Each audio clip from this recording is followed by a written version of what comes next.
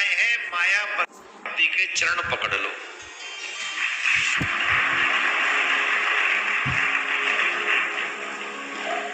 भाई ऐसे समझो दो आदमी हैं और तुम्हें एक से बचना है। अगर एक से, जैसे तुम्हारी एक व्यक्ति से शत्रुता, उससे बचना है, तो उससे बचने के लिए उससे बड़े के पास जाओगे तभी ना बच पाओगे। उससे छोटे के पास चले जाओगे तो ले डूबोगे तुम संग में। खुद तो मरोगे, वो और मर जाएगा तुम्हारे संग में। तो बोले उससे बड़े के पास जाओ जो तुम्हारी रक्षा कर सके। इस संसार में माया से ज्यादा प्रबल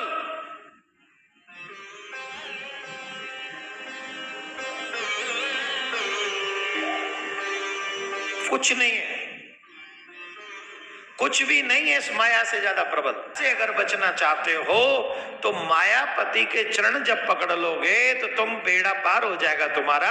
मायापति ही माया से बचा सकते हैं और कोई तुम्हें नहीं बचा सकता।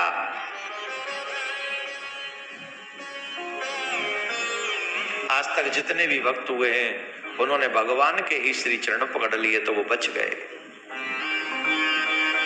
किसी का भी नाम उठा। विभीषण जी रावण की नगरी में रहते, लंका में रहते, तर गए कि बच गए कि फंस गए? बताओ, बोलो कैसे बच गए हो? भगवान श्री राम के नाम का आश्रय लेकर, भगवान श्री राम की चरण शरण ग्रहण करके। ध्यान से सुने, भक्त का निवास कैसा होना चाहिए? रामायुध अंकित ग्रह शोभा बरनी न जाए, नव तुलसी का वृंदता देख हर से कबीरा।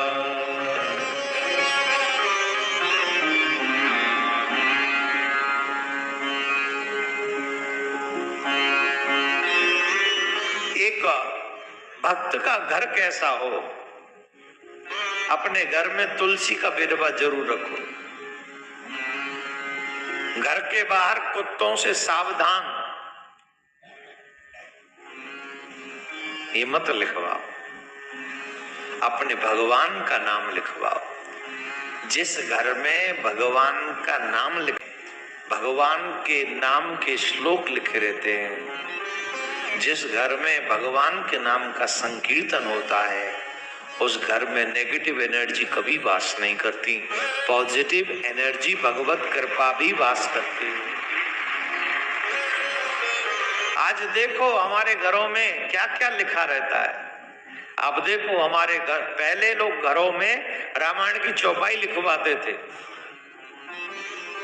शुभ लाभ लिखवाते थे,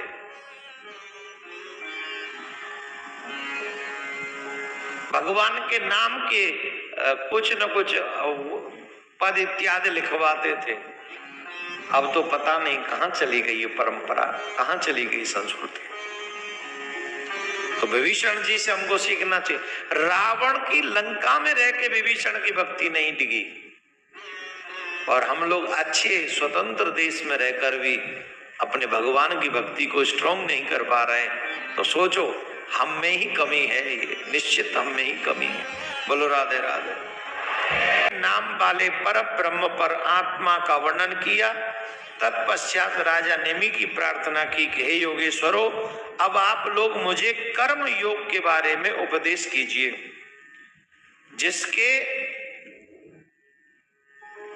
जिससे मैं शुद्ध होकर। कर्म क्या है? कर्म, अकर्म और विकर्म। ध्यान से सुनिए। और विकर्म,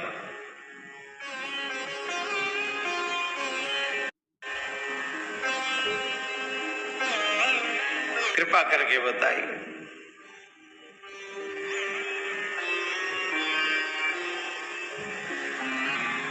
कर्म को तीन भाषा में रखा गया है, कर्म, अकर्म और विकर्म। एक करने योग्य कर्म, एक न करने वाला कर्म, और तीसरे की परिभाषा तो और भी सुंदर है। आप दो पर ध्यान दें। एक कर्म ऐसा होता है जो मनुष्य का कल्याण कर देता है, कर्म योग्य कर्म, और एक न करने योग्य कर्म। आज का मनुष्य न करने वाले कर्म पर ज्यादा फोकस्ड है। आज के मनुष्य की पूरी, आप 90% लोगों के पास चले जाओ, जो नहीं करना चाहिए वही करना है। एक उदाहरण, फॉर एग्जाम्पल मैं एक उदाहरण देता हूं, इसी उदाहरण से संबंधित एक कहानी। भारतवर्ष में ही नहीं, पूरे विश्व में मांस खाने का प्रचलन बड़ी तेजी से चल रहा है। बोलो हाँ या ना? ये भारत की बात बता रहे हैं, जिस देश में लोग ऑलवेज बड़े प्रेम से शाकाहारी भोजन किया करते थे।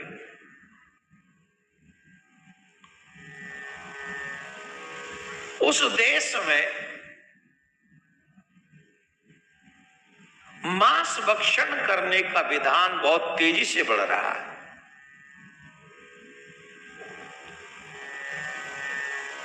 कुत्तों से प्रेम करने वाले लोग जीव जंतुओं की हत्या करके खाते, तब उन्हें कई लाख के कुत्ते पालने वाले लोग कई जानवरों को किस तरीके से खा जाते हैं, कोई बताने वाला नहीं, कोई पूछने वाला नहीं।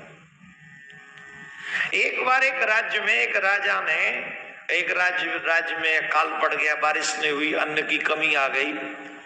तो अकाल जब पड़ गया, ध्यान से सुनो, राजा ने सभा बुलाई, सभी लोगों को बुलाया।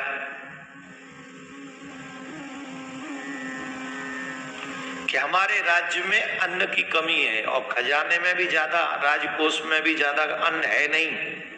अगर हम सारा दे भी दें तो भी 10-15 दिन से ज्यादा कुछ नहीं होना। अब क्या किया जाए, क्या किया जाए जिससे प्रजा के भोजन व्यवस्था जो है वो पूरी कर सके? अन्न की जगह हम क्या खा सकते हैं? तो एक मंत्री ने बड़ी जल्दी से जवाब दिया, महाराज अपनी प्रजा को मांस खाने के लिए कहिए। मांस बहुत उपलब्ध हो जाएगा, इजीली उपलब्ध, सस्ता है, तमाम जंगली जानवर डोल रहे, मार के खाएंगे, ये उपलब्ध है, बड़ा आसान भी है। और